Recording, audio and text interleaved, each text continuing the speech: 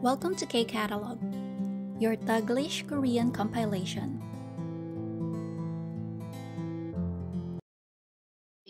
KIIP Level 1 Unit 14, nasa Munhwawa Jongbo na tayo. Again, Culture and Information. Title of the article, Yaksok Jangso.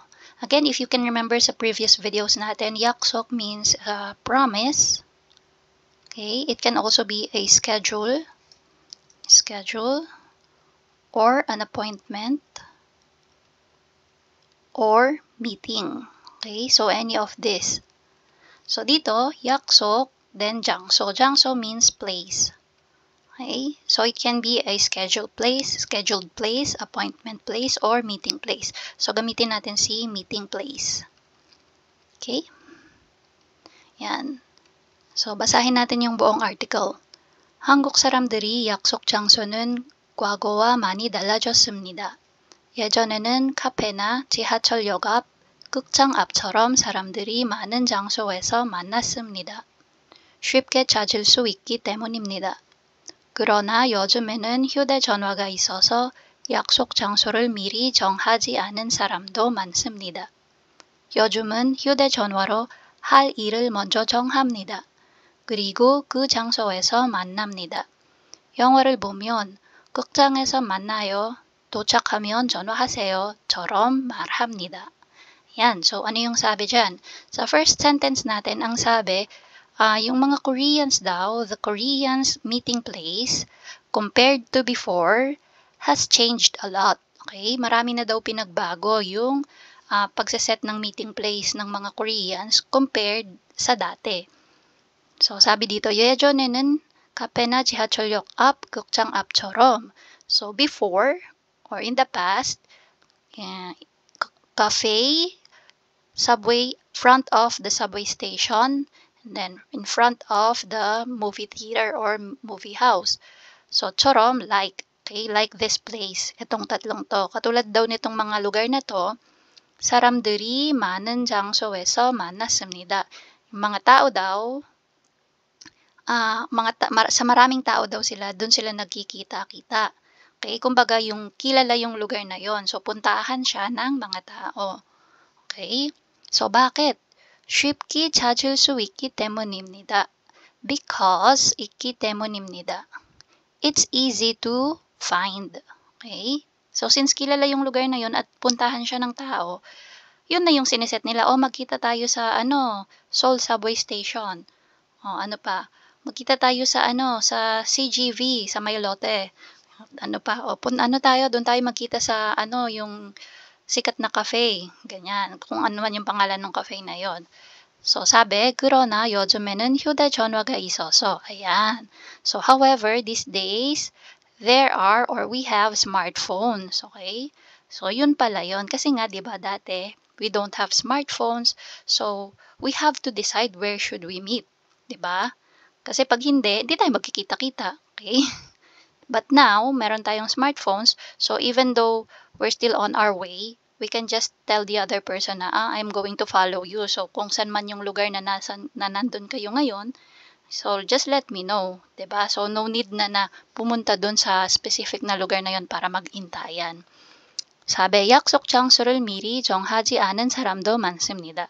So, there are also people that don't decide the meeting place in advance. Kasi 'di ba before sa dati kailangan yung pagmi-meetingan na lugar, yun ang klaro dapat kasi nga hindi kayo magkikita-kita kapag hindi yun na 'di ba? Na i-communicate ng maayos. Pero these days nga with the help of the smartphones, kahit hindi na muna in advance i-decide yung lugar. So ang sabi, 요즘은 휴대전화로 할 일을 먼저 정합니다. So, these days, with the smartphones, so yung what to do muna, kung ano muna yung mga gusto nyong gawin, ang una daw na dinidecide, 먼저, first. 정합니다, decide. Yan. So, for example, ang una nyong pag-uusapan is, anong gagawin natin sa Sunday? What are we going to do? Yan, sabihin natin, winter na. Punta tayo sa ski, mag-ski tayo. Yan, so una nang pinag-usapan is what to do. Let's ski. So, ang tawag dito, dahil yun yung napag-usapan na gagawin, then pipili na ng lugar kung saan mag-ski. Okay? So nauna yung gagawin bago yung lugar. 그리고 그 장소에서 만납니다. And then that's the place that they're going to meet. And doon na sila, doon yun na yung decided place. Kapag na decide na yung gagawin mo na. Okay? So, 영화를 보면, so binigyan tayo ng example. If you're going to watch a movie, for example, 극장에서 만나요. Okay? So, nauna yung gagawin nila, manood. Tapos, parang ganito na lang daw yung sasabihin ng kausap. Oh, doon na lang tayo magkita sa sinehan.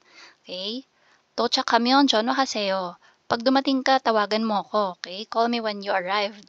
So, 처럼 말합니다. Just like this, no? Ito daw yung mga pwede mong sabihin. Kasi nga, may smartphone na. Okay? So, tingnan natin. 1, 2, and 3. 사구단 나tin yan. So, number 1, 예전에는 한국 사람들은 어디에서 많이 만났어요? So, saan daw madalas magkita yung mga Koreans before, no? Nung dati. So, eto yan, yung tatlo. 예전에는 카페나 지하철역 앞, 극장 앞처럼 사람들이 많은 장소에서 만났습니다. So, si 만났습니다, papalitan mo lang siya ng 만났어요. Okay? Tapos, period na siya dapat. Kasi nga, tawag dito, hindi ko masabi yung word. Kung ano yung form ng question, dapat ganun din yung form ng answer mo. So, this one, ayo, oyo. So, dapat, instead of 습니다, 비읍니다, ayo, oyo, or as어요, 어서요 yung sagot. Okay? Number 2, 요즘 한국 사람들은 약속 장소를 어떻게 정해요? So, paano daw nag-decide ng meeting place yung mga Korean these days? So, how do Koreans decide the meeting place these days? Ito yung sagot natin. 요즘은 휴대전화로 할 일을 먼저 정하고, okay, so sulat ko na lang, no? So hanggang sa 정합니다. So, 요즘은 휴대전화로 할 일을 먼저, tapos 정하고, papaiksiin kasi natin. Yung gurigo, ginawa, dinugtong na natin. 하고, 그 장소에서 만나요. Okay? 수lat ko dito. 그 장소에서 만나요.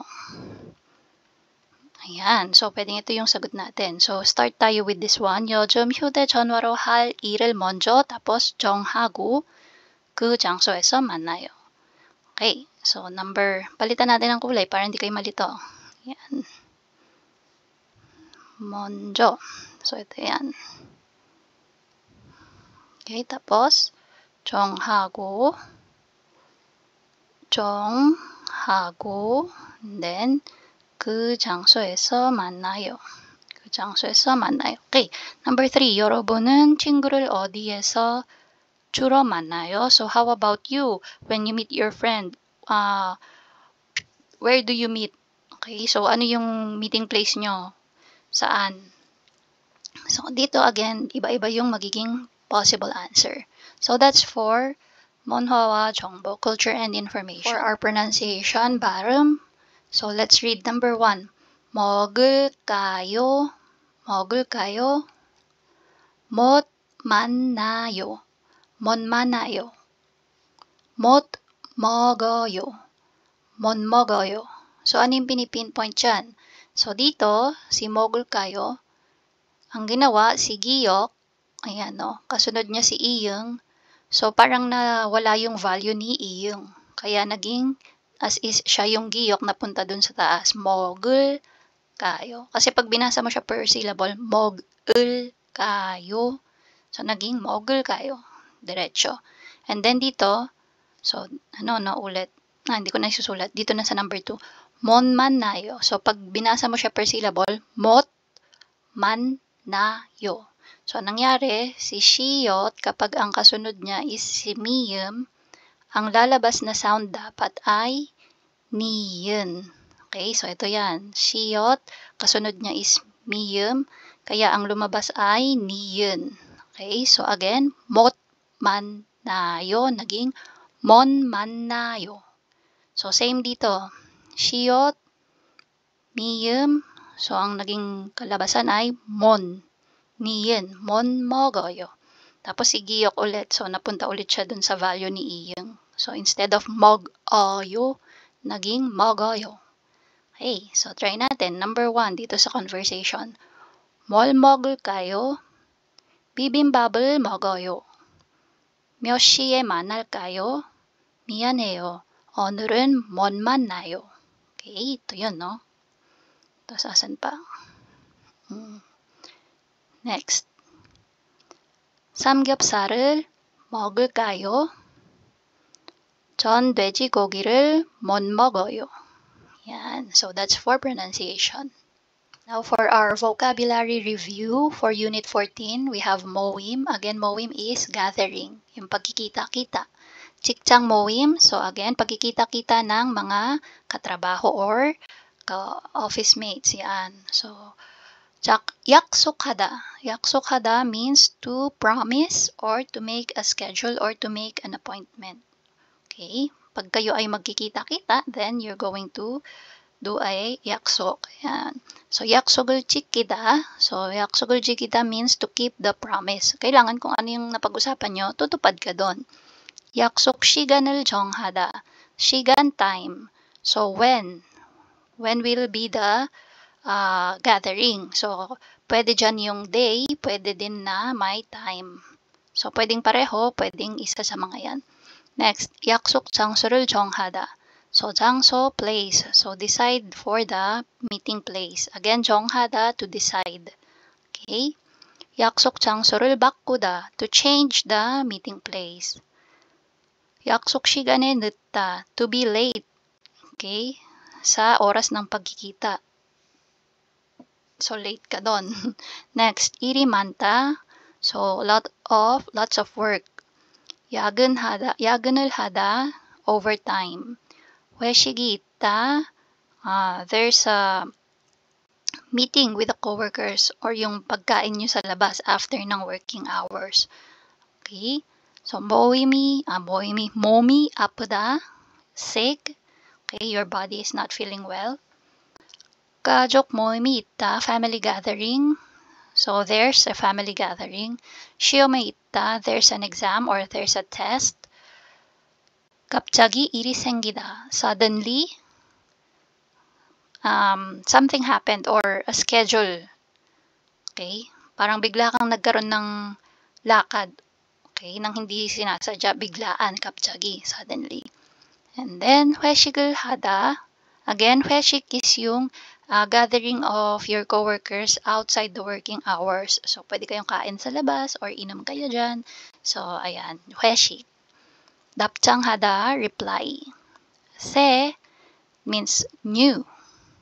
Okay? New. Okay, so tingnan natin. Yung mga, so from 일, 많다, 야근하다, 회식 있다, 몸이 아프다, 가족 모임이 있다, 시험이 있다, 갑자기 일이 생기다, 회식하다. Itong mga to ay mga reasons. Okay? Possible reasons bakit hindi ka makaka-attend sa isang pagkikita or hindi ka makakapunta. Yan. So, pwede kahit na rin sa mga yan. So, that's for Level 1, Unit 14. And that's it. If you find this video helpful, please hit the like, share, and subscribe button. So I still hope to see you in the upcoming videos, and again, thanks for watching.